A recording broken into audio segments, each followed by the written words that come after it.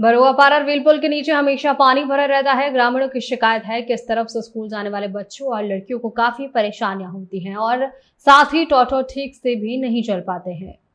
जहाँ पर बताया जा रहा है कि कई बार टॉटो बाइक से एक्सीडेंट हो जाता है और कई पलटने से डर से जान जोखिम में डालकर रेलवे लाइन पार करनी पड़ती है। प्रधान पंचायत आए और वादा किया, लेकिन कुछ भी हासिल नहीं हो पाया। घुटने भर पानी लेकर चलना पड़ रहा है। बारिश हो या ना हो, पुल के नीचे हमेशा पानी रहता है। पानी के निकासी का कोई इंतजाम नहीं है। पानी की निकासी के लिए नाले तो हैं, लेकिन नाले का पानी फिर से पुल के नीचे आ जाता है। पुल का पानी निकलना तो दूर, नाले के जरिए पानी फिर भी पुल में घुस जाता है। सारे लोग रोजाना परेशान होते हैं। ये पानी कब ठीक होगा, और यही सारे लोग चाह भी रहे हैं। জল দিয়ে এতটা জল দিয়ে আসতেছেন, কোনো অসুবিধা হয় না? ঠিকই হয় না, বারবার ঠিকই হয় না। কতদিন ধরে এইভাবে যাওয়া আসা করতেছেন? 6 মাসেরও বেশি হয়ে যায়।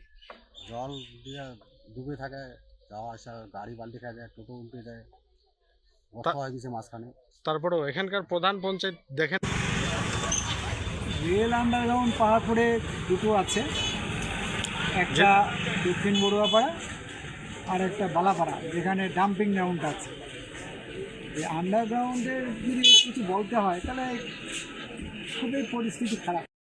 এই রাস্তা দিয়ে এতটা জল আসার অসুবিধা হয় না? অনেক অসুবিধা হয়।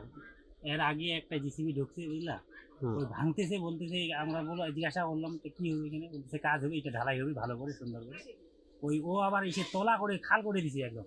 আচ্ছা, দিঘির মতো খাল হয়ে আছে, পুকুরের মতো। এখানে আর কাকা, এখানে কি অসুবিধা হচ্ছে আপনাদের? এখানটায় তো বর্তমান বৃষ্টি নাই, হ্যাঁ। তবুও অনেক অসুবিধা। আচ্ছা। 4-5টা টোটো পাল্টি খালো, স্কুলের বাচ্চাগুলো পাল্টি খাইলো, মানে টোটো পড়ে গেল তো বাচ্চাগুলো পাল্টি খাবে। আর একটু বৃষ্টি হইলে বাস এদিকে আর যাওয়া মুশকিল, তখন টোটো যাইতে পারে না, কোনো বাইক যাইতে পারে না।